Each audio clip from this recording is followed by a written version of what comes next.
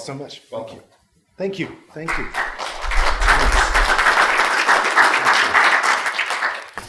Well, I want to say I'm very happy to be here. I'm happy to be here on Coast Salish territory. And in BC, we often will say that we acknowledge that this is unceded territory. And for those of you who are not from BC, what that means is First Nations in this province did not sign treaties.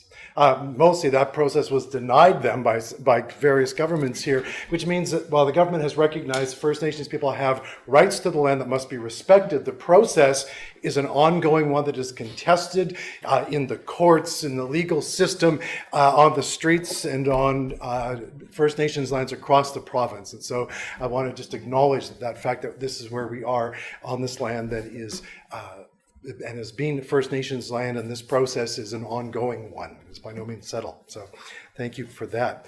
I'm happy to be here. I'm happy to be here as a union member because just a few years ago, the SFU, where I teach, Simon Fraser University, not that other place, decided to become a union instead of an association. So I am now proud to say that I am here as a union member. I've been a member of a number of unions over the years because unlike most of the people I worked with, I actually had jobs for several years before I went to university to study. So I worked as a very bad short order cook, as a pretty bad house framer. I was a good bridge tender, sat on a bridge and opened the gates, when boats had to come through.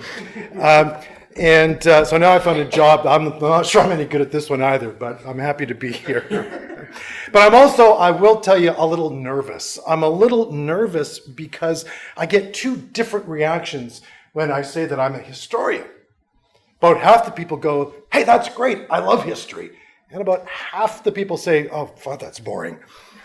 So I look at you knowing that half of you would literally rather be doing anything or even nothing rather than be here. So I appreciate that you're here, and I'll try not to be too boring.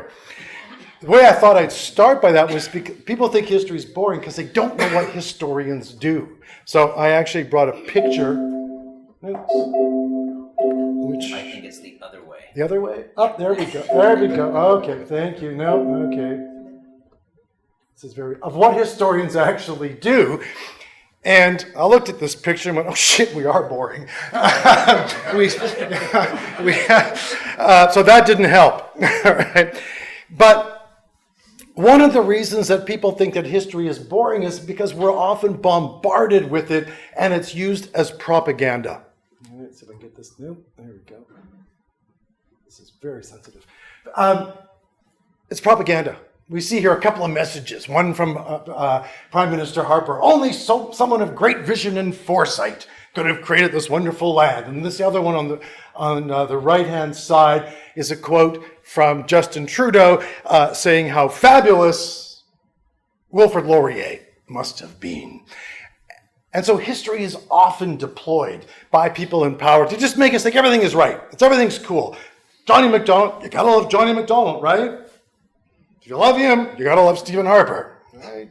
Wilfrid Laurier, Justin Trudeau was proud to even. You remember his famous line when he won the election? He said, "Sunny ways, my friends, sunny ways." A direct quote from Wilfrid Laurier, right? So they're always trying to cast themselves in the mold of these people that we've been taught, if you went to school here, to somehow respect without ever knowing anything about them. Right? History is often deployed to short-circuit our brains. Right? This is a picture of Napoleon Bonaparte here. You're going to have to imagine some of these pictures. I think your heads are going to get cut off here, I'm afraid. This is from Vimy Ridge. The quote from Napoleon says basically, look, soldiers do not die for a little bit of money. You have to inspire their souls. And in a similar way, history is used as that kind of propaganda to move people to act often against their own interests because you've appealed to them with a man on horseback, the towering memorial at Vimy Ridge, and we want to identify with it. And so that's one reason, though, when we start to get critical, that we sometimes think history is boring. We see that propaganda effect, knowing that they're trying to nudge us to move us rather than tell our stories to empower us. It's an idea that Tom Paxton wrote a song about many years ago. Has anyone here seen the Coen Brothers movie Inside Llewyn Davis? Yeah, the character on the bottom there, that's the actor that plays the fellow. He's representing Tom Paxton, you see on the top picture there, and his folk song from 1962. He was a friend of Bob Dylan's, if that's a reference for anybody here. No,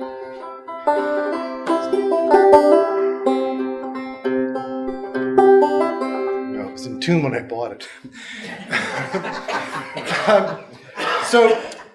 You can see some of the words here. There's a repeating couple of lines. What did you learn in school today? That's the start. I know it's early, but if you feel like singing, be my guest. What did you learn in school today, dear little child of mine?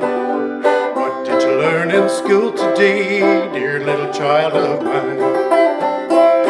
I learned that Washington never told a lie. I learned that soldiers seldom die. I learned that everybody's free. And that's what the teacher said to me. And that's what I learned in school today. That's what I learned in school. Here comes that repeating line again. So just jump right in because I know you're dying to. What did you learn in school today, dear little child of mine? What did you learn in school today, dear little child of mine? I learned that policemen are my friends. I learned that justice never ends. I learned that murderers die for their crimes, even if we make a mistake sometimes. That's what I learned in school today. That's what I learned in school. I told you, it's coming around again, so you know. What did you learn in school today, dear little child of mine?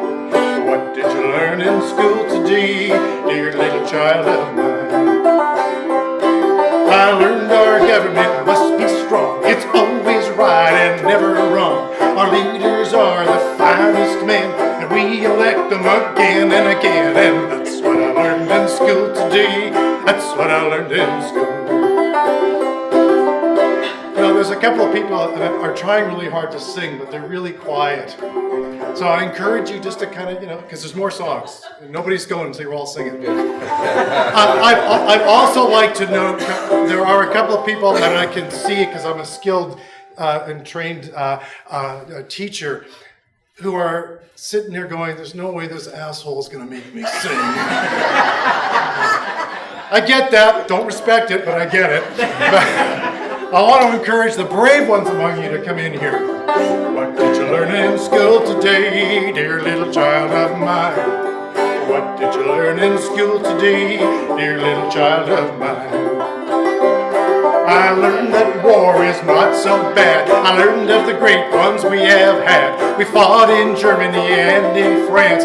Maybe someday I'll get my chance. That's what I learned in school today. That's what I learned in school.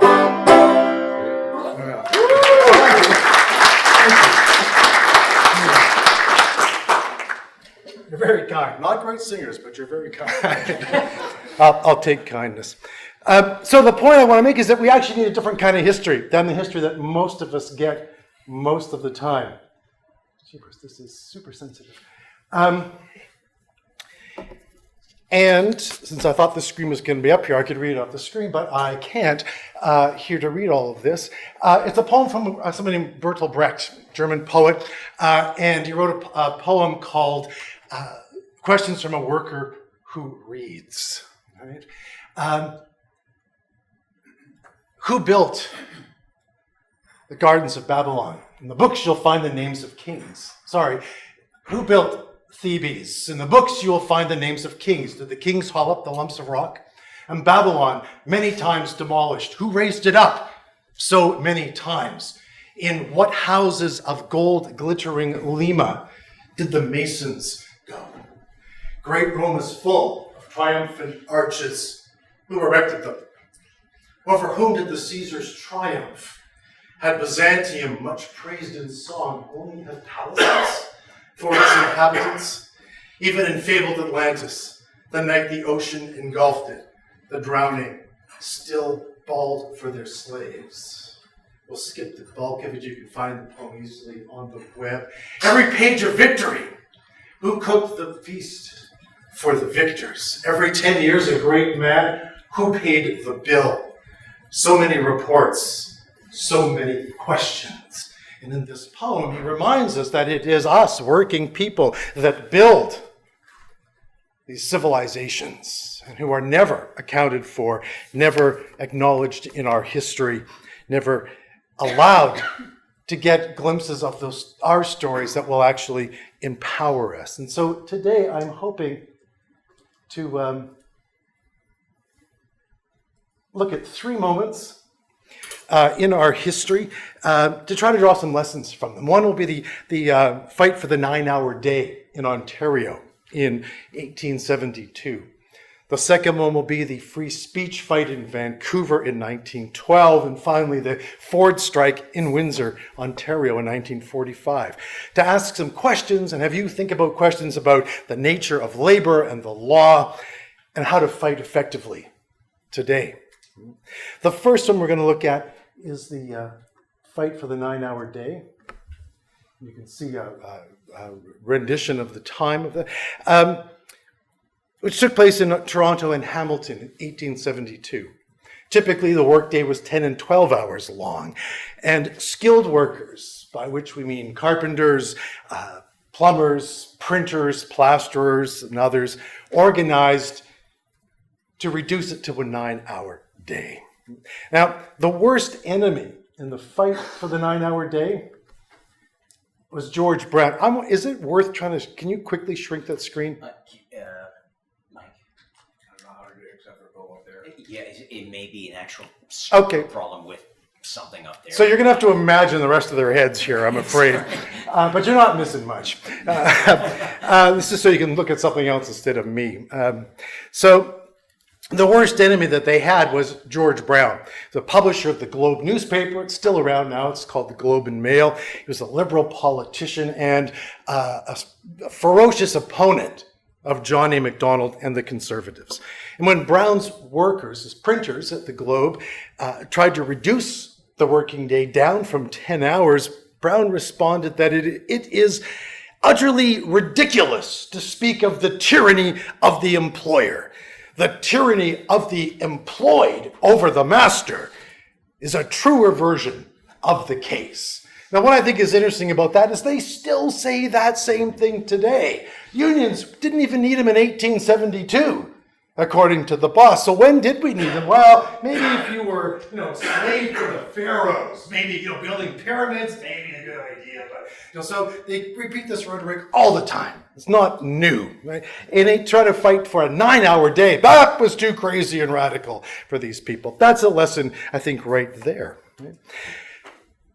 The Toronto printers then responded by going on strike. They shut down the Globe. Now, they were supposed to go with a bunch of other unions for the 9-hour day, but the Toronto printers went early. This is something that unions in the CCU and PPWC know something about. First out, last back, as sometimes I've heard it said, and you should be proud of that. Printers went out, and 10,000 other workers walked out in support with them. Right?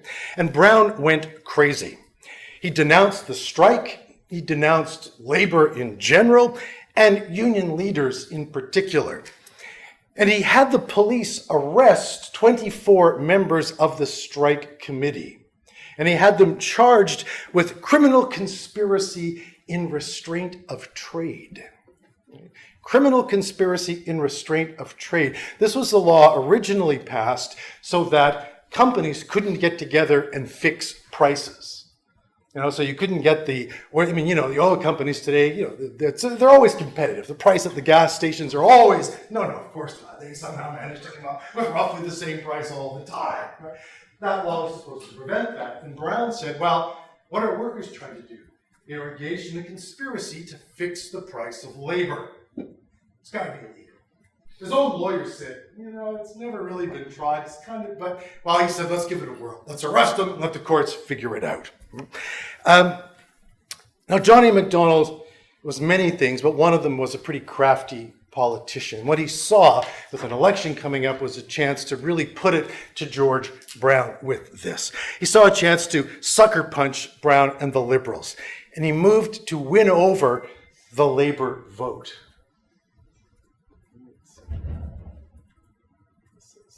Okay. He passed something called an Act Respecting Trade Unions, sometimes called the Trade Unions Act, which explicitly said workers cannot be charged with conspiracy to fix the price of labor. So he just changed the law, which left Brown looking like an idiot, which is what Mcdonald wanted. And Mcdonald then played this up to get the working class. I've given you the right to belong to trade unions. And because he was so clever, Mcdonald went to several different union meetings and conferences and said, we know he's from Scotland, so I'll do a terrible Scots accent. I'm not trying to offend people, but I'm quoting him. He said, well, I'm a worker too.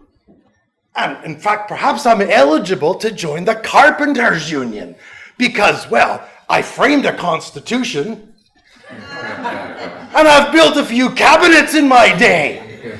Well, the crowd goes wild. He gets reelected, but the point is he passes the Trade Union Act, which he said was a victory for working people. And in fact, he was hailed as the friend of the working class. Okay, this is so counterintuitive, or else I'm an idiot.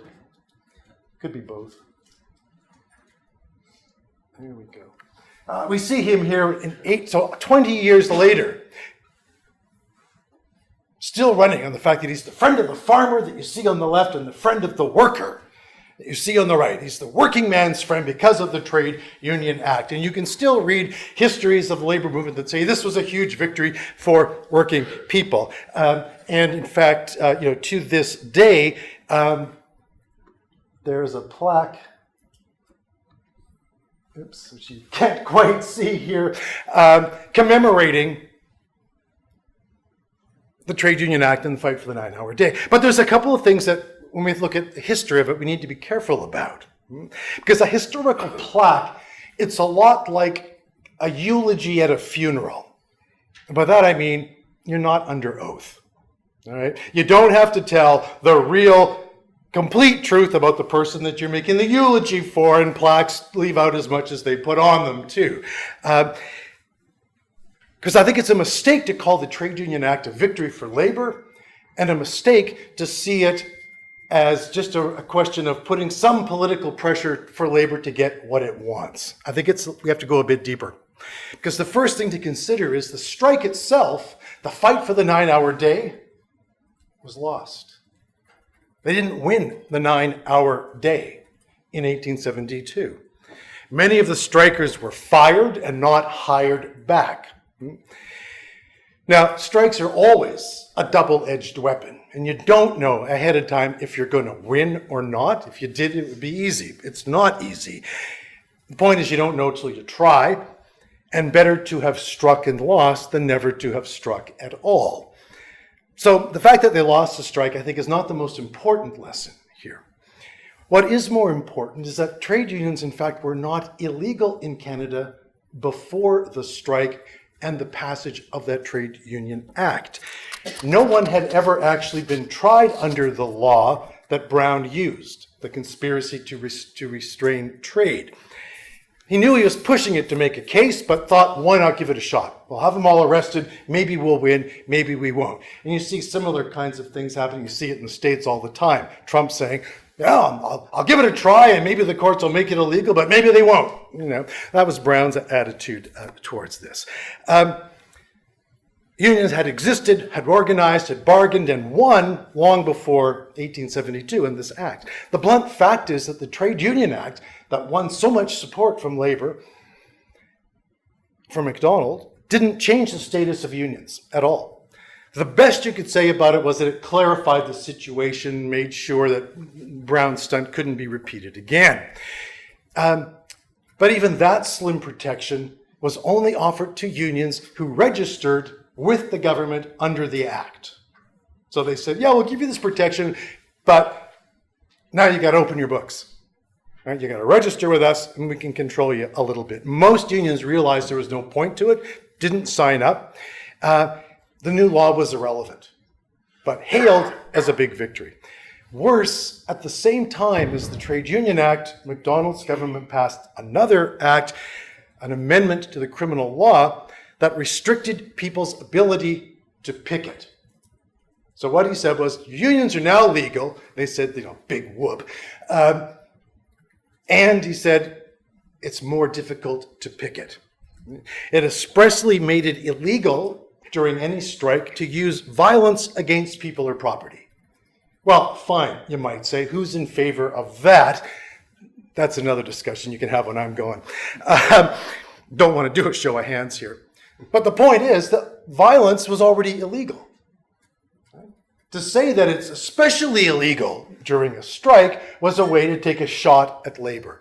So the law always said if you hit anybody for any reason except self-defense, that's illegal.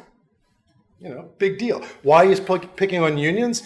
To make sure that every union leader gets that message. The other problem with it was that it made it illegal to threaten or intimidate or to molest people during a strike. Again, fine in theory, but there are already laws against that. And molesting was broadly defined to include persistent following, hiding tools, watching and besetting with a view to coerce workers to leave employment or to join or to leave a union.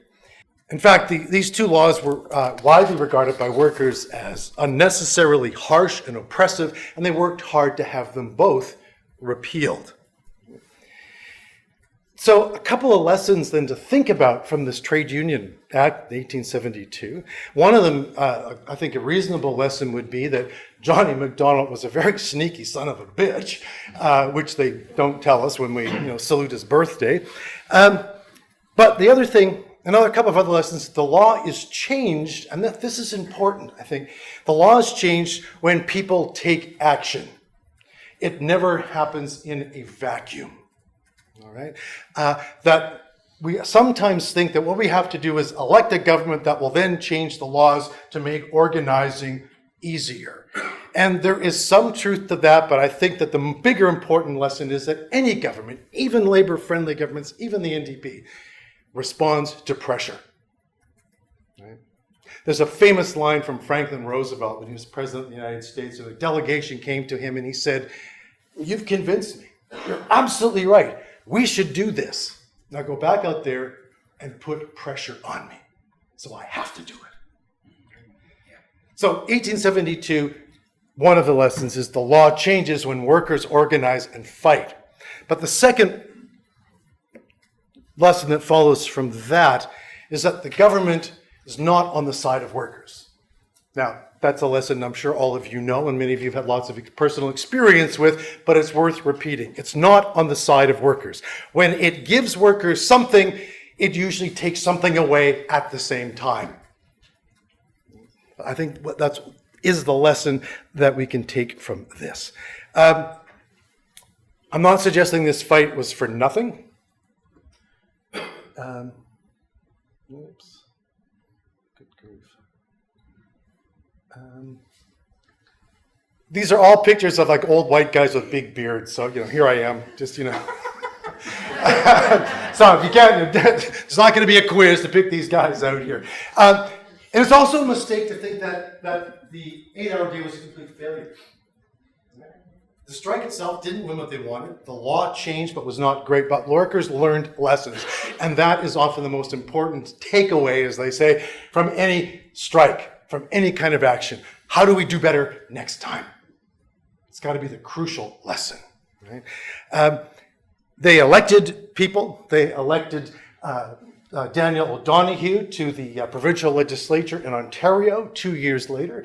They elected Whitman over here as a conservative Labour candidate to the federal parliament. And they learned lessons of unity, of the importance of collective action, of coordination, as well as those harder lessons about labor and government and the law that I pointed out. And I don't say that there's a clear lesson here, But I will point out that George Brown, who's the figure on the left, was shot and killed by a disgruntled worker several years later. Not that we're advocating that here. Right? One of the lessons, it's a groin shot in case you know, and he died from infection. One of the lessons that workers took away from, history's a messy business. I told you it wasn't boring. What could be more exciting than somebody getting a hit to the schnutz? Sorry. One of the lessons, though, that workers learned, was the need for new types of organizing. That if we just organize in our own unions, it's too easy for us to be defeated. We have to come together either in federations like the CCU or in industrial unions where we organize by industry, not by craft. Some of you got experience with all kinds of these sorts of unions, right? Can I talk about the IWA in this crowd, or is that just going to get, just get me in trouble here? Because they had one great thing going for them, which was their motto when they were organizing in the woods, which is one union in wood, right? That was their motto. Didn't quite work out so well, and there are lots of problems with the IWA, as many of you here are proof of. But point is, that idea, we organize all workers in wood, industrial union. So the Knights of Labour grew in Canada with that promise of organizing all workers, regardless of skill, regardless of gender, regardless of race, regardless of ethnicity. Now, they fought with the craft unions, and that fight's still going on, as you guys know as well today, between these models. But new models, new ideas came out of this strike. And a couple of leaders of the Knights of Labour, Terence Powderly here, and sorry, this is a very sensitive mouse here. Phil, another big bearded dude. Probably more famous now for being the grandfather of Pierre Berton. Some of you may have heard of Pierre Berton, a historian. Yeah, just remember the Knights of Labour. They were a left-wing industrial union. Spread the light, and we shall conquer, then the world is ours. Spread the light, the world is waiting for the cheering rain. From the promise of the glory of the coming day. You guys are getting a little better. I see somebody actually put glasses on. Okay, I'll pretend to read the damn thing. I'll do that much. In the conflict of the ages, in this thrilling time, knowledge is the road to freedom, ignorance a crime. Is that chorus I threatened you with? Spread the light, the world is watching, all the cheering rain. From the promise of the glories of the coming day.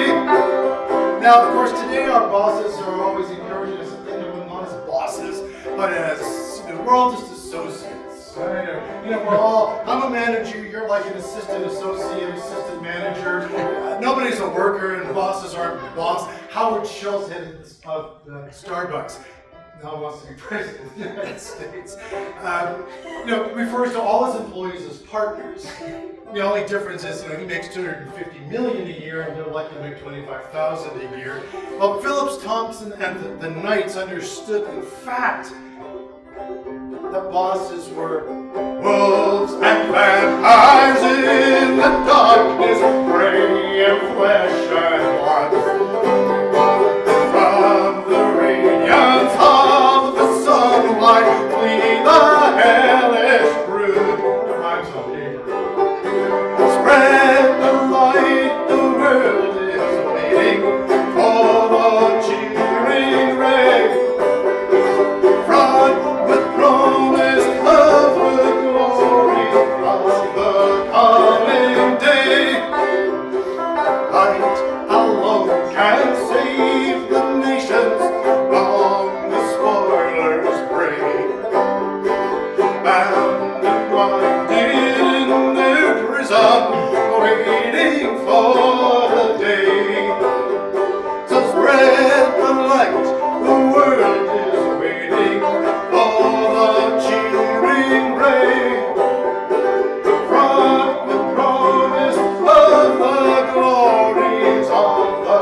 coming day.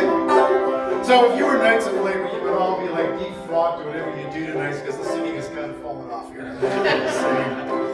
Men who know their rights as free men, ne'er to tyrants guide. Slaves will rise and burst their fetters when they feel their power. So one last time. Spread the light, the world is waiting. All the cheering rain from the promise of the glories of the coming day. So that you can clap all you want, but you still got to sing. Couple of nice thing about singing a song is that theoretically it's a little act of solidarity, right? The weak voices come together, they're stronger. The stronger ones maybe lead, but then can be overwhelmed by everyone else. Theoretically, in a song, you all kind of start at the same spot and move along, mostly end at the same spot, so that's not a bad lesson to learn. So this kind of music and singing is a crucial part to building that culture of labor. One of the lessons that labor learned after 1872, that had to be taken seriously and worked on to build that working class solidarity that extended to every part of people's lives. Our second historical example is, I'm slow, but I'll get it, but in 2 hours I'll have this down pat, long after you guys are at lunch. The second example I want to talk about happened in Vancouver, 1912. The city looked pretty different. This is looking east on Hastings Street. We've got a chance to look around here. This one, all the wires are still up. This is a road building crew doing pick and shovel work at 10th and Columbia. The contractor is G.W. Lettingham. It's still around today. In fact, it's a real estate development company, Lettingham McMaster. So some continuities with the past as well as some differences. You're close to Thurlow Street in the West End here, just a few blocks away. It doesn't quite look like that anymore. The hotel there is long gone. But as much as Vancouver's changed since 1912, some landmarks are still recognizable. I got it right first time. Can I get a big round of applause? No, thanks. A little encouragement goes a long way. Anybody can get lucky once. Kelly, could you get that name of... Sadly, you're right. Tough crowd, Christ. Some landmarks still around. This is Vancouver Courthouse. It's now the Vancouver Art Gallery. Here, they're gathered here for a procession, the Governor General's visit in 1912. But the building is still there, right? And in 1910 in Vancouver, now that's a trend. That's 2 for 2. That's a trend. That's not just lucky. 1912, that building's still there, 411 Dunsmuir Street. The Labor Temple, all right, was built by workers. And if you go to the building, if you go to the main arch sort of right here, main door, if you still look up, you can still see the words Labor Temple chiseled into the stonework there. And there's a union that has an office there, and there's also, I think, a non-union restaurant. So there's work project for this afternoon. Where you go. The Vancouver Labour Council met regularly in this building, published a newspaper called the BC Federationist, and pushed for reforms and changes to give labor a voice at the polls and to fight for better wages. At the same time, you can even teach a university professor, as it turns out. There was a strong socialist movement in the city and the province. Not all unionists were socialists, and not all socialists were unionists, but there's a lot of overlap. And socialists argued that just getting a better wage would not be enough to improve the lives of working people. They never said it was a bad idea. What they said was that's a starting point, not the end point. So electing a socialist government, they said, was crucial. Socialists had a newspaper, the Western Clarion, and had a regular women's page in it. So what socialists around the world then called the women's question was a huge part of what labor movement, socialist movement was talking about in 1912. And they had a third organization that was active in the city. The Industrial Workers of the World, the IWW, the Wobblies. And there is a connection, I think, to some of the unions and actions of the CCU and its affiliates and the IWW. And I'll talk just a little bit about that, and you can make the connections to see if they work for you as well. Sometimes called the Wobblies, a union formed in 1905 in Chicago. And its members were paid poorly, doing some of the rough, hardest work in the province. They were often migrant workers who would ride the rails, jump on a freight train to get from job to job, and would often travel around North America. They would follow the wheat harvest. They would follow other agricultural crops. They would then move up north to do work logging in the wintertime. They'd move across to help with the prairie harvest. They would a huge circuit across North America. Many of them were immigrants, South Asians, Slavs, Italians, who could not vote. They organized First Nations workers on the waterfront here in British Columbia to a longshoring union called the Bows and Arrows. Again, workers who did not have the right to vote. Because they couldn't vote, the reformist politics of the trade unions, which relied on putting political pressure on elected representatives and voting for socialism, like the Socialist Party, didn't really work for these workers. Instead, they advocated a general strike and what they called direct action. That is, it could be a strike, it could be something like sabotage. But action, instead of going to the politicians and saying, would you pass a law to fix this? They would say, if we can take it, we're going to take it. I'm not going to wait for somebody to pass a law to then screw us around and make us go through this kind of process. So direct action was crucial to their strategies. And the opening line of their constitution insisted that the working class and the employing class have nothing in common. Full stop, end of sentence. And it ended, instead of the conservative motto, a fair day's wage for a fair day's work, we must inscribe on our banner the revolutionary watchword, abolition of the wage system. And I quote those lines to give you some sense of the utopian big picture politics of the IWW. One of their most successful strikes was among workers on the Canadian Northern Railway coming through British Columbia in this period. And they organized thousands of workers from someone said we have workers from 18 different nationalities just in this one little section alone. Right? So we often talk about, diversity, identity, that's hard. It's always been hard. And smart unions figured out ways to get around it, to organize everybody, regardless of race and gender. They walked out of the foul camps and bunkhouses that the company had built for them and built their own while they were on strike. Protesting the camp conditions while you're on strike, the last thing you want to do is go back to the stinking house that you're protesting. They built their own. And when the government sent in safety inspectors to say, we want to shut these things down, force these guys back to work, we want to shut down their housing, all the health inspectors said, we can't. They meet all the regulations, unlike the company-provided housing. These guys know what they're doing. They built it. They ran during the strike. They had all kinds of counsel, so they were very democratic. One reporter said, out here at Yale, which is just outside of Hope, they're running this place like a miniature socialist republic.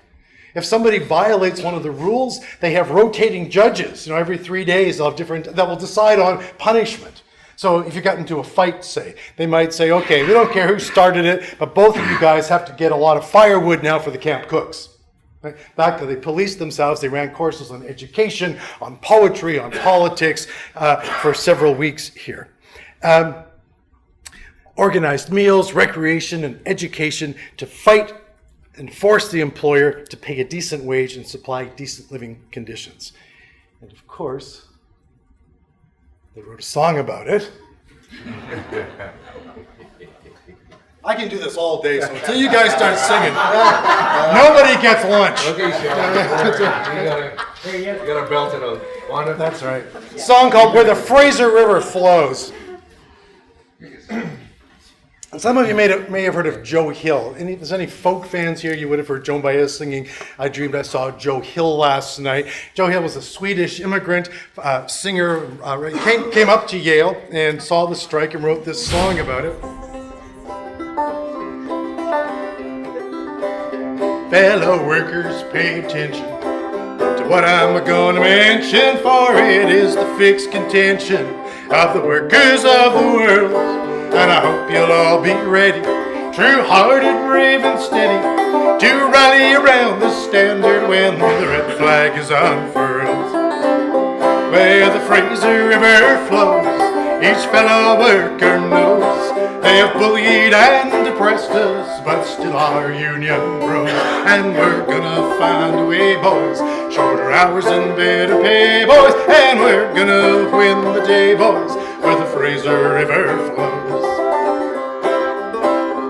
Oh, these gunny sack contractors have all been dirty actors, and they're not our benefactors, as each fellow worker knows.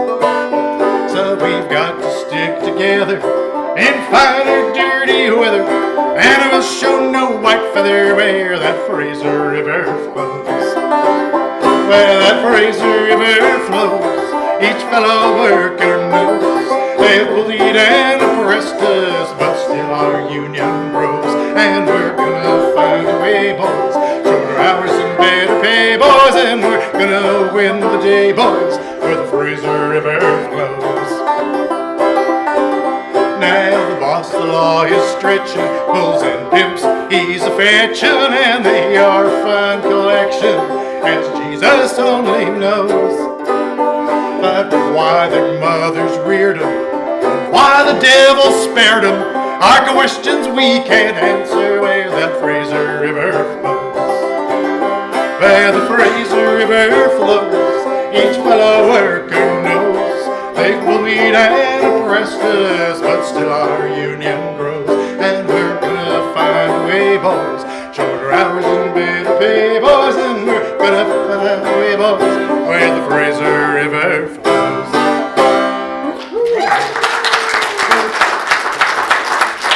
And the song pretty much tells the story of the strike. The government did find the gangs of the slimiest, creepiest critters it could find, to sign them up as special constables to arrest people, to try to break the strike. They arrested a group of them, Wobblies, arrested near Kamloops for taking part in the strike, thrown in jail. A couple of quick things about the song. The term bulls was a slang expression for police. So the cops and pimps would be a translation. Talks about boys. This was a strike of men, but the IWW organized women in the places where they worked, in laundries and textile mills in Eastern Canada, the United States. And so this is a gender-specific song, but not reflective of the larger vision of the IWW. And the white feather, some people have interpreted this as being a slur on First Nations. In fact, it was a kind of a European custom to wave a white feather instead of a white flag to indicate surrender. So this is not a reference to First Nations at all, but to European. It's a lot easier to find a white feather in a farming district than it is to find a white flag if you want to surrender. So just a couple of things about that. And all of this is to say that by 1912, there was a lot of different political groups and labor people in British Columbia, in Vancouver. From the left to the moderate center, the right wing of the labor movement was much further to the left than the Liberals and Conservative parties, which are just outside our little pyramid here. And like labor today, while all these groups agreed on many things, they also fought with each other a lot, right? Denouncing each other. You're going too far. You're just a liberal in a hurry. All of these kinds. So they had these same kinds of problems. But it was the atmosphere, a vibrant left labor culture in the city and in the province. Now, some of you, if you're from Vancouver, will know about Oppenheimer Park. This is the Google shot of it here. It's in the middle of the downtown east side, right, which is a very poor part of Vancouver. Sometimes it used to be called the Skid Row area of the city. In these days, in 1912, Oppenheimer Park was where all kinds of groups, from the Salvation Army to the Wobblies, would meet to sing songs, to organize, to pass out leaflets, to give public speeches, to organize. Right? They would hold just big public meetings and rallies. Now, this is from the Winnipeg General Strike of 1919. I saw his shirt over there. It's a yes, sister. But that's pretty much what it looked like at Oppenheimer Park. People would get up, they'd make big speeches, they would organize, and they would sing songs, and they would put out the good word about politics and the left here. But in early 1912, the City of Vancouver administration decided it had enough of this organizing in the streets. And so they called out the cops. You can see it was a park. You can see the soccer goals there. To say, if anybody gets up and makes a speech, arrest them. And people said, well, how is that illegal? And what they said was, well, you're making too much noise. You're a public disturbance. You're scaring the horses. There weren't that many cars here. The socialists and labor people in IWW said, we're scaring the horses? The Salvation Army's got trumpets and bass drums. You don't think they're causing a little?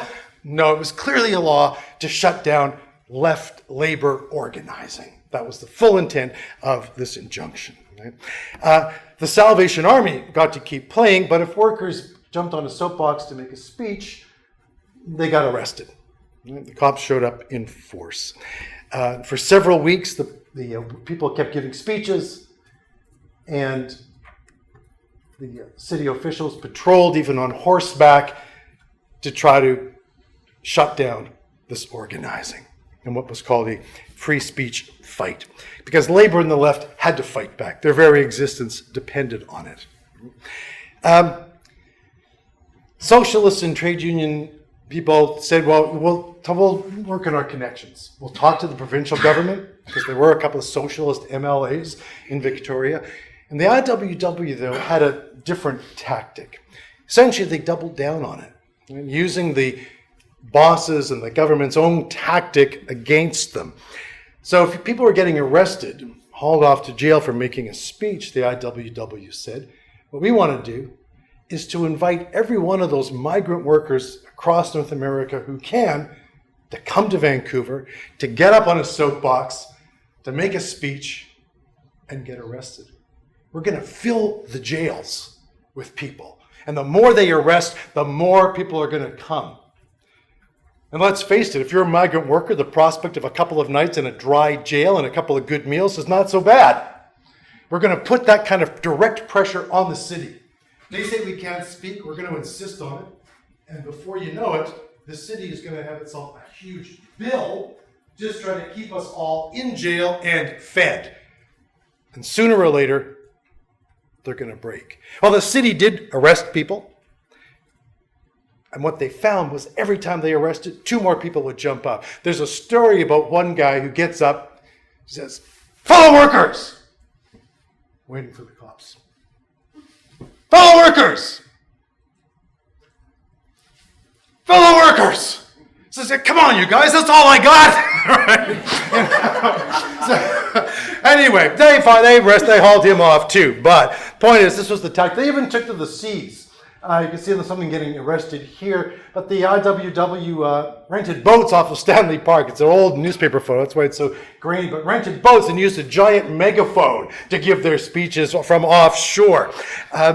The city finally freaked. They tried to shut down the interurban transit line so people couldn't get to Vancouver. They tried to close the borders. That didn't work. When the jails were full, they built bullpens, just kind of wire cages to hold more of them. Shamefully, these cages were built by union carpenters.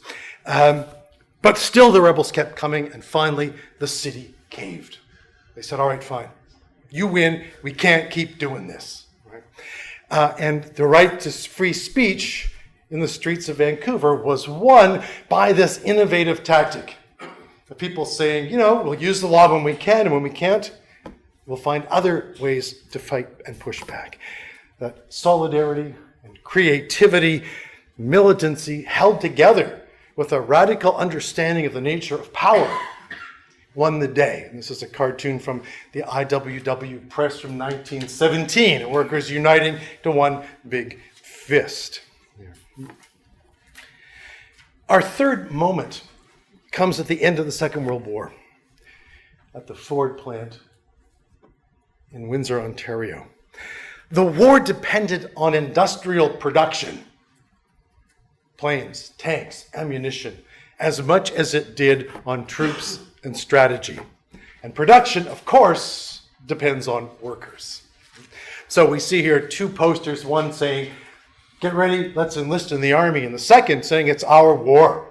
That is the war of working people as well. Production was as critical as any military strategy or plan. And as many of you know, of course, that meant also not just male workers, but women workers doing non-traditional labor. A couple of pictures. That's Ronnie the Bren gun girl, Canada's answer to Rosie the Riveter. She worked in a Bren factory in Peterborough, I think, yeah. Unlike Rosie the Riveter, this was a real person. Sorry? Ronnie the who? Ronnie the Bren gun worker. So yeah, so that automatic rifle that she's got in front of her here, I gotta say it's a interesting picture. Just absorb it. That's all. I'm just not going there. So kind of, this is not going to get an R sticker in here. But the women, of course, entered the workforce and doing different kinds of non-traditional work. The reality is that while many women joined the workforce, most of them still did what was considered traditional women's labor. But they were now, they were secretaries, they were nurses. That's where the bulk of women went. But we pay special attention to women in these industries, and their work there was absolutely crucial. Right? Now, the federal government, then with all of these new people in factories, and let's not forget, the war starts in 1939, right? Which means Canada had been in a depression for 10 years. Right? A lot of people use this opportunity to win some back. Right? That is, we've been taking it on the chin now for a decade. Now that we've got some power, we're going to use it. But the government tried to keep production going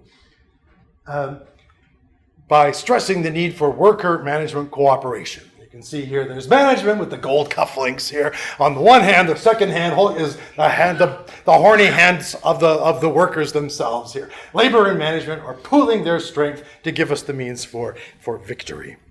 But the blunt fact is, with the shortage of labor caused by the war, right, workers had new opportunities to form unions and win their demands. Right? In fact, as you can see on this chart, there's actually a spike during the war years in strike activity. Okay. This chart only looks at the number of strikes. So it doesn't tell us about how many people were on strike, how long they were on strike. In fact, if you measured the number of people as part of the workforce on strike, we lost more days to strikes. Well, take a guess. In what year in Canadian history? Again, this doesn't tell us anything about that. It just tells us that's how many strikes there were. 1945 is a good guess, but not right. The year in which Canadians lost more worker days to strikes than any other. 80s, also a good guess, but 1919. More workers out on strike in that for longer and across Canada than any other year. So when people say that you're striking too much, you can say, wow, my great-grandfather could teach you a thing or two about this because they shut this place down more than anybody else here. But 1942-45, another big peak, and that's probably the second biggest during the war. People could take advantage of the shortage of labor here. And the actual number of strikes and the length of strikes also rises during the Second World War. So the government under William Lyon Mackenzie King passed new legislation, the Wartime Labor's Regulation Act, to reduce strikes and keep production going. The first thing was sometimes called Privy Council Order 1003. So you may have heard of PC 1003. Sometimes they refer to it as this early legislation. And a lot of what they did in 44 will seem familiar to you because it set the tone of some of the labor codes that we still work with today. For the first time, it said that workers have a right to join a union, and you cannot fire them for joining a union. It forced employers to recognize a union when a majority of workers had indicated they wanted to join, and insisted that if they have a union that's now certified, the boss has to negotiate in good faith with the purpose of coming to a collective agreement. Now, I know that most of you know that. You've heard that language. You also know how regularly that is violated by employers. But in this period, this was new. This is where it starts. Now, the law had penalties for employers if they didn't bargain in good faith, if they violated the labor code. Notably, the government could say, right, you didn't recognize the union. You're not bargaining in good faith. We're going to give you a collective agreement, and you're not going to like it. Right?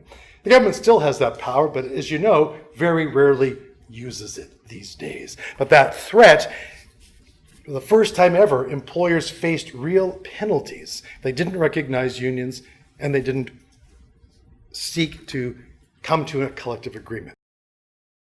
The legislation also gave the government more power to intervene in labor disputes, to impose a union if the company was found guilty, but it also gave the government power to prohibit wildcat strikes, right? Made it illegal. That is, strikes called during the term of the collective agreement. Right?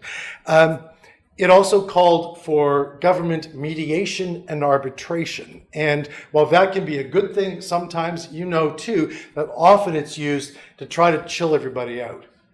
Right? So you know the kind of work it takes to get people. I mean, in my family, it takes us weeks to even agree on what we're going to have for Thanksgiving dinner. Okay? Because Sheena's a vegan. Well, Zoe is sometimes a vegan, but now she's a pescatarian, which I just learned means that she will eat fish if there's nothing else to eat. Everybody's, Drew insists on prime, it's a huge deal. How much bigger is it when you're trying to get people to actually risk their jobs and go on strike? You know that if you get people together, because you've sung all the songs you've learned today, and that there are huge pressures the minute you hit the brakes. Right? That solidarity becomes harder and harder as people start to think, okay, I've got a mortgage payment. What if I lose my job? My kid needs braces. All of these and employers and the media and bosses and politicians grind with every means at their disposal to weaken that solidarity. So cooling off periods really mostly help the boss. It's like, oh, you guys are all excited? Great, go home and think about it for 3 months. Right? That work has to start all over again. That's the kind of power that the government gave itself, while again, like the Trade Union Act, saying, we've got some things here, but we're also going to put you in what they've sometimes called golden handcuffs. Right? Good news is, fewer people are getting shot and killed for being union organizers. That's a good thing. But it's not a complete victory. Right? And one of the ways that we see this is that one of the things that this new legislation didn't do was to provide much in the way of what we sometimes now call union security measures. Right? Was my slide upside down? No, it's a steelworker. We hate the steelworkers? Yeah, I should have. It was the only picture I could find. But if you want to boo it, that's great. That's why it's there. Note to self, ditch the steelworkers. So union security, and you're familiar with all of these too. We've accepted that they were new in 1944, but they were not guaranteed by this legislation. So the dues check off, right? The employer takes the dues off, sends it to the union, right? This was something that had to be bargained for and fought for. Another measure was the union shop, where everybody has to become a member of the union after they've been there for a while, right? Another one is the closed shop. That means that, at least in its most specific term, a closed shop is one where if the employer wants to hire somebody else, they have to call the union, who will send them somebody. Right? We tend in Canada to use the words union shop and closed shop to mean the same thing, that everybody has to join the union after a while. I think it's really only some of the construction trades and longshoring where you have that specific closed shop where if the employer says, I need more people, he calls and gets them from the union hall. But these are some examples of what's called union security, right? Legal devices to give the union some stability, some control, and even some money to do the work it's got to do. Well, in Windsor, Ontario, in 1945, the Ford Motor Company and the United Auto Workers had begun negotiating almost a year earlier while the war was still on. Right? But after 16 months, the company refused to negotiate the dues checkoff or the union shop. Just said, we're not doing it. We're not collecting the dues and giving them to you automatically, and you're never going to get the closed shop. We're not going to make it a condition of work that somebody has to join the union. When the war ended, Ford laid off about 10% of its workforce, and the UAW went on strike. And its most important demand was for the closed shop. And it hoped to force Ford to either grant the closed shop or to push the federal government into insisting on it. And the strike lasted 99 days. And one of the interesting things about the strike was the use of the... Oops. There we go. Well, just like history, no lesson learned, it's learned forever. The use of women's auxiliaries. Right? Now, today, the idea that we call the women's auxiliary sounds like we want to marginalize women, that we're pushing them off, that they're there to help the guys who are doing the real strike. That was not the attitude or the spirit in which they created women's auxiliaries in the unions. What it represented was the fact that workers now tended to be in communities, tended to be working in large plants like the Ford plant, and were now able to have families and a great deal more stability. But they understood the need to have women at a time when women were still a minority in the workforce to help build that strike. They could not exist. The union could not survive now without that larger community support, including the wives and girlfriends of men in the plant. So it was it's a different idea of the purpose of auxiliaries than saying, yeah, you're not really a worker, so we're going to push off this. Everyone involved in that strike and others of this time understood that without that work of women in the community to literally feed striking workers, they could not win. This was different than 1872, different than 1912, that this kind of solidarity had to go deeper and broader into the community. In fact, some of you will have heard this song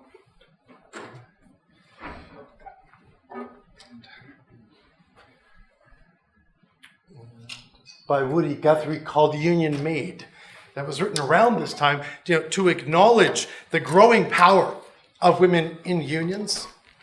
The last verse is about the women's auxiliary. It sounds patronizing today. It is patronizing today. Not the intent originally, for the reasons that I've explained.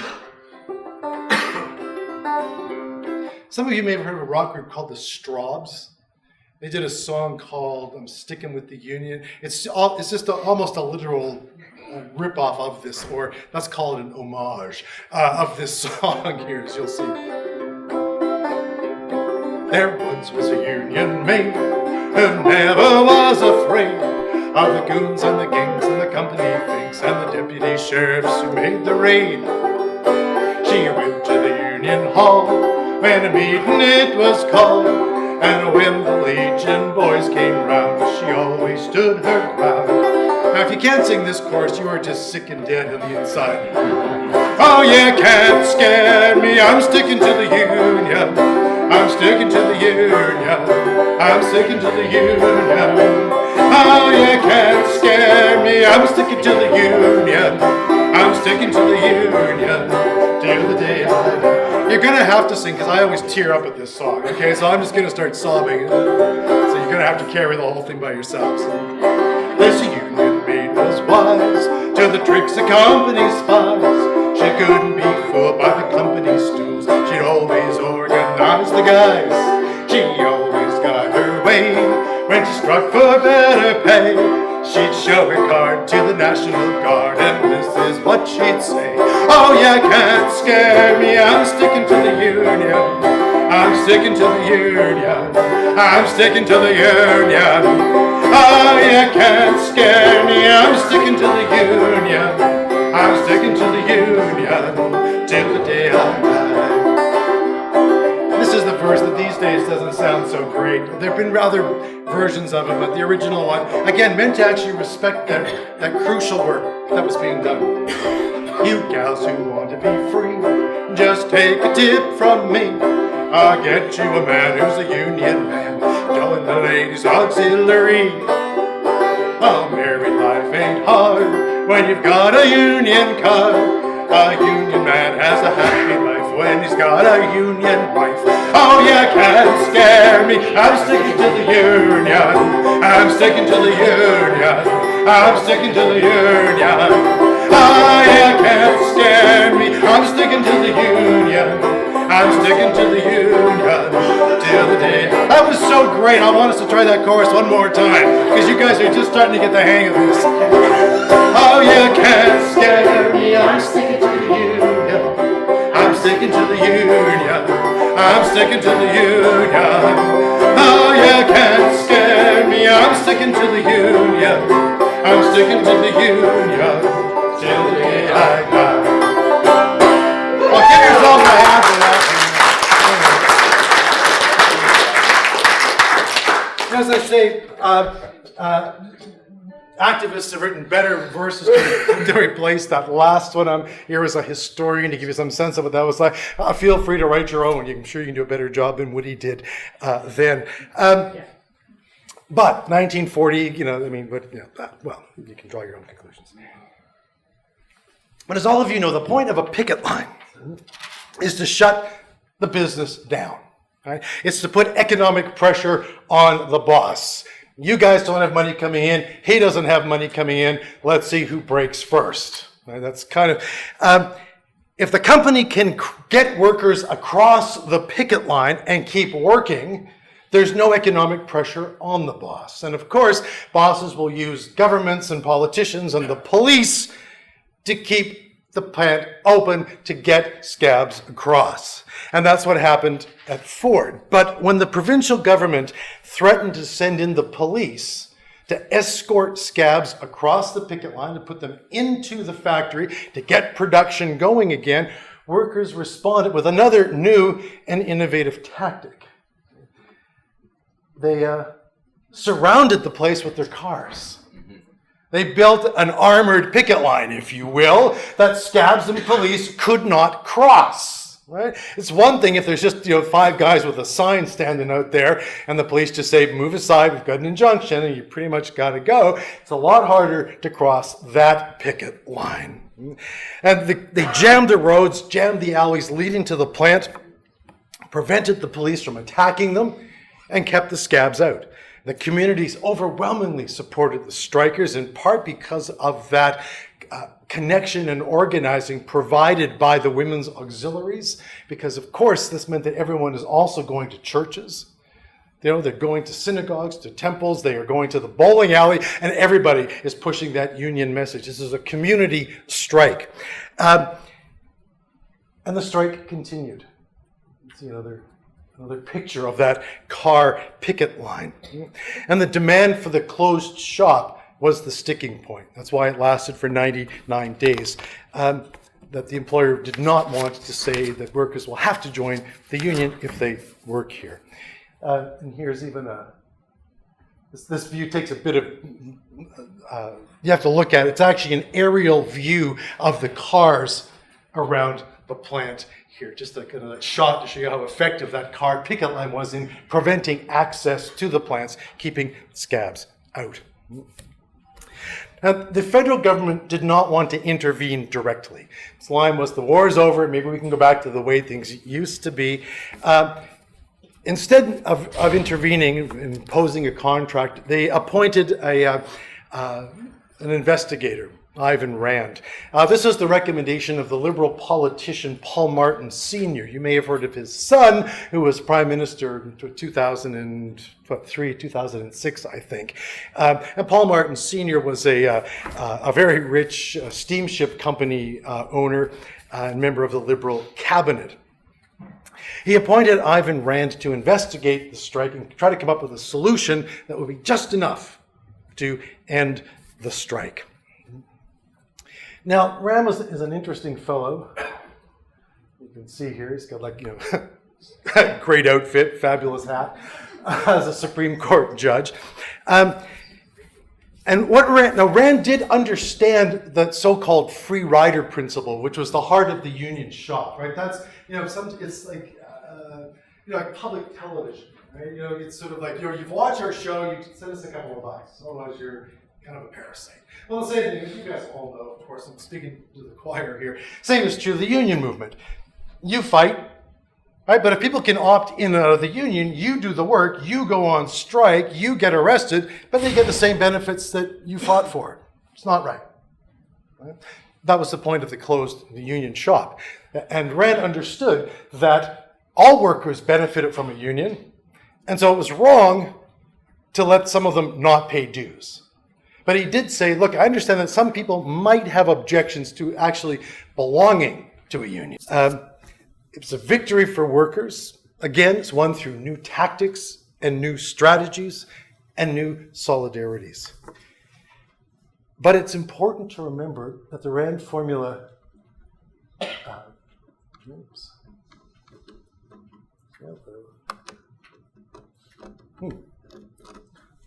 let's try this. Sorry, is it not? Yeah, undoubtedly operator error.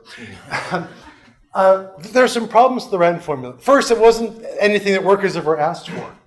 They wanted stronger union security than the ability to just collect dues. They wanted everybody to join the union. So it was a weak form of union security. Oh, steelworkers are back. Jesus Christ. It set a legal minimum standard, right? But the problem with minimum standards, as you know, is they tend to become the standard, right? Rather than the starting place to keep pushing and fighting, because you get tired, you've got a victory, But so it set the kind of bottom line, but like minimum wage, it didn't give anybody a raise, right? It just set the bottom. Same with the Rand formula here. It also helped set in place restrictions on collective bargaining and unionization for the future. So it insisted on the secret ballot for strike action. It said, we don't want unions intimidating people. It's just, so you should have a secret ballot here. If you wanted the protection of the law, if you wanted that dues checkoff, if you wanted the dues checkoff, you had to follow new rules, none of which helped labor. Right? So that supervised government ballot, no strikes during the length of the agreement. Right? All collective agreements say that there will be no strikes or lockouts during this collective agreement here. That's a big right to give up. Because you all know that the minute your strike is settled, the boss starts figuring out ways to make it harder for you to win next time. Right? The easiest model is going to be in a factory. Well, we're just going to work some double shifts, a lot of overtime, get a huge stockpile of stuff, so you guys go on strike. We've got a backlog of stuff to sell off. It'll be 6 months before we run out. Right? There are lots of other measures I'm sure that you're familiar with. The boss knows he's signed a peace treaty for 2, 3, 4 years, he's got lots of things that he can do to make it harder for you to strike. The other thing that the Rand formula helped enshrine in the law was the promise that you will work now and grieve later. Right? No matter what happens, you keep on working, file a grievance, rather than saying, hey, that's it, we're shutting this place down until you fix this, stop that, whatever. Legitimate strikes are now defined as strikes called to win economic benefits, and only economic benefits. So a strike, unless you've got really good language in your collective agreement to support somebody else, is likely to be ruled illegal. What they'll say is, no, you get to strike for wages, shorter hours, but not to support somebody else, not to put pressure on another employer, not for social measures that you want to fight for. These are all these restrictions that come out of this era of negotiations and renegotiations as part of a compromise that workers settled for and then kind of stopped pushing. They accepted the minimum standards here. And so now we are in the awkward position of trying to fight, to save the RAND formula. A formula that no worker ever wanted. Because employers never give up. Right? And my point here is one of the lessons to think about is that if you're not moving forward, we may be sliding back. That we have to always keep pushing. Thinking about the next battle, the next victory, the next thing. Because if we just sit back and wait, they will roll it back. They will find ways to do that. Well, 3 different moments, lots of things I hope to think about. Historians are fond of giving quizzes. So I've got one just for you today. Any thoughts? Questions? What did you notice? Anything? Anything that grabbed you, struck you? Well, the loss of the Wildcat strike, I think, is the biggest blow to unions. Because if there was any grievance to drop your tools right then and there, was really the most effective means of changing the work conditions. Yes. I also noticed how, like, the union shop, clothes shop, non-voluntary entering into membership is kind of a double-edged sword. I look to, like, the UK right now, for the IWW, the IWGB, IWA are having these sort of successful campaigns with delivery workers and workers that are kind of defined as entrepreneurs, like Uber Eats and stuff. And all their dues, their members are voluntary, right? And they're able to organize across shops very effectively because of that. Yes. Yeah, absolutely. And so a lot of people said things like the dues checkoff, which were seen as significant victories. And when you have a union that cannot keep you can't keep members, don't have a budget, pretty hard to do anything. But this is the great thing about history is, while it's kind of like your personality. Some of you may have noticed that some of the best parts of your personality are also the parts that get you in the most trouble sometimes, right? Like you're a great whatever, but then if you take that too far, then you're a pain in the ass, right? And this is what my partner tells me. Anyway, and it's true of law. So and things change, right? So the dues checkoff allowed unions to become very bureaucratic. Right? To lose that kind of flexibility and nimbleness because we want to protect the treasury, and so new conditions require new tactics and new strategies. Absolutely, yeah. And there's a problem too if you end up having a bunch of people in your union that don't want to be in it. But when the goal becomes, let's just sign them up. Let's just get the vote. Let's get the legal cert. That's a lot of pressure just to get them to sign. Look, I'll promise free beer for a month if you sign the card. You're remind me to tell you a story about that later. It's an IWA story, but that's that's a problem, right? What you want is a vibrant union that says, look, there are huge benefits to joining. Right? So you promised me free beer, yes. Yeah. So what I've noticed in society as a whole is we're losing our sense of our communities and pulling together and being in groups, and same with the unions, right? Everybody's in it sort of for themselves now. Yeah. You're seeing less and less people willing to take on a fight because I'm okay. Yeah. Right? And you're seeing that with organized religion for a bunch of different reasons. But it used to be all tied together with communities, religions, unions could all pull together. We're not seeing that anymore. Yeah. No, you're right. This is a huge social problem. At one point it was easy to mobilize the workers at Ford and Windsor because they may not like each other, but they all knew each other. And they could come, now it's like you may be working with somebody that lives like 2 hours from you. You're never going to bump into them in the store, right? Yeah. On the plus side, we've got technology, so we can, have a virtual strike. I'm not quite sure how that works, but, we'll get there. Yeah. Yeah. Anything else that you yeah. I never thought of the RAND formula that way. That's an interesting way of looking at it.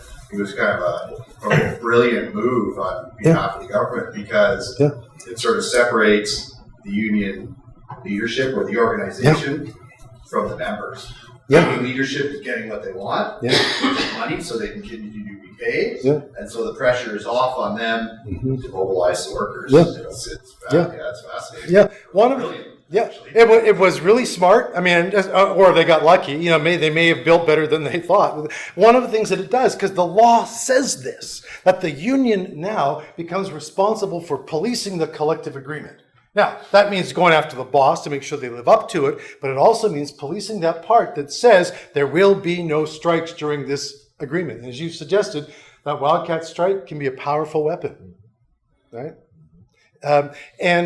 So, I was on a wildcat strike, two of them. One actually called by the union, but we weren't allowed to say that.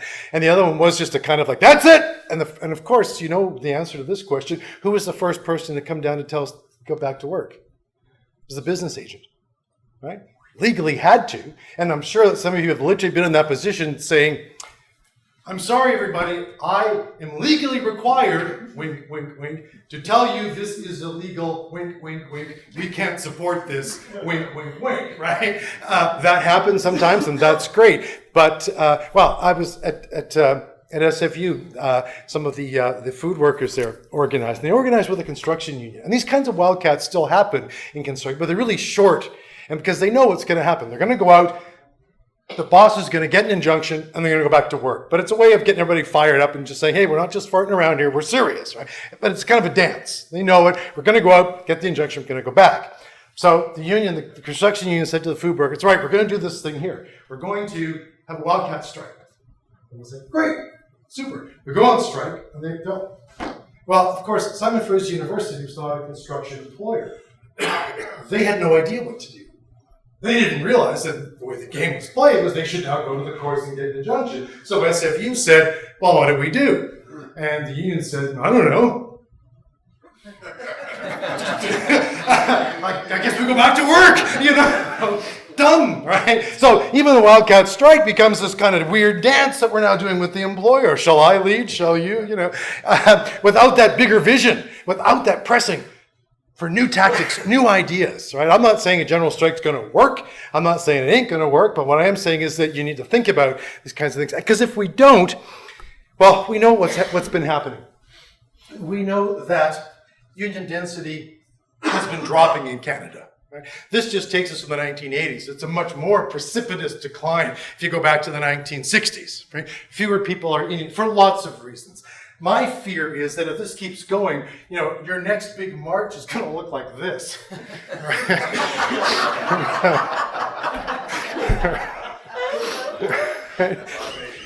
So that's automation. You say, yeah, right. The blunt fact is that we seem to have forgotten how to go on strike.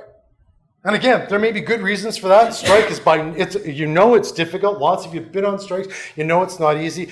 If you think that we're just going to abandon it and just let the employer do the right thing, then we're really in trouble. Okay? You can see the number of strikes drops off after the 1970s. Right?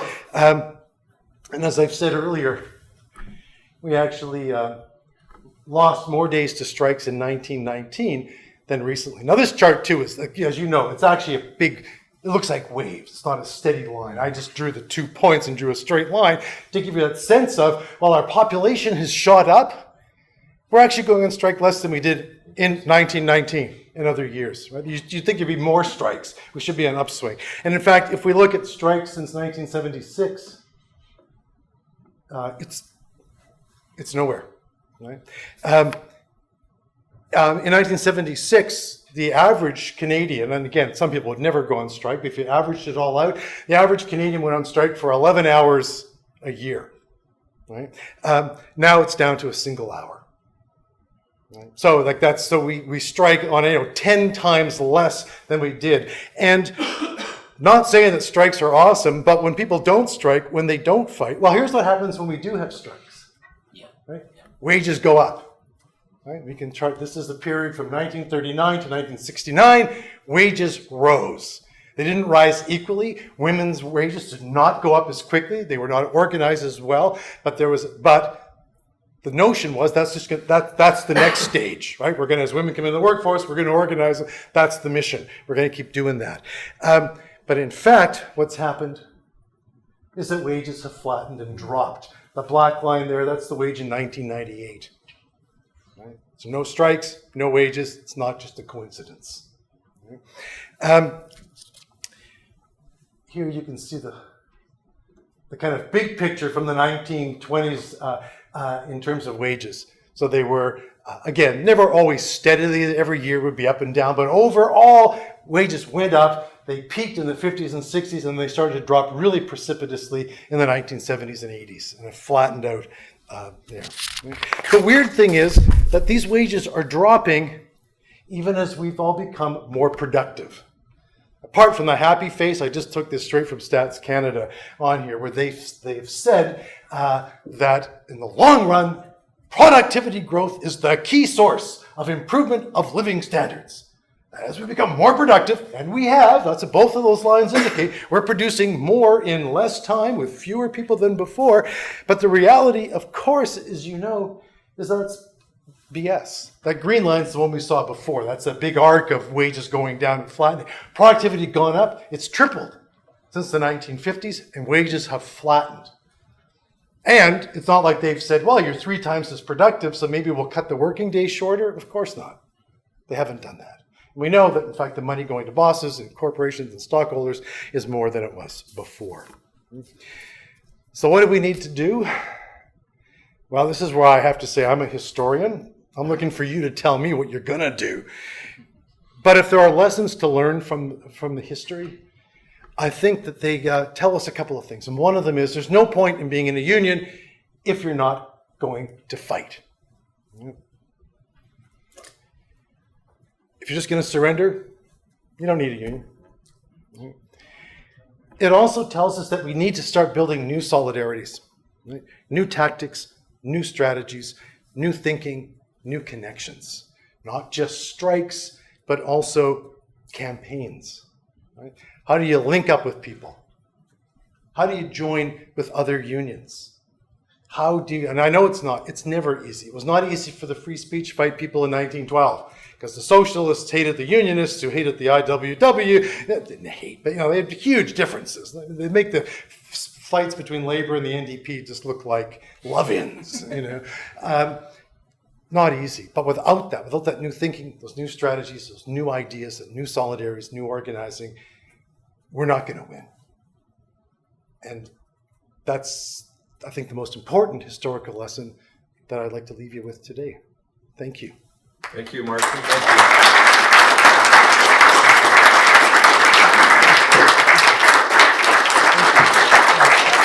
Thank all of you.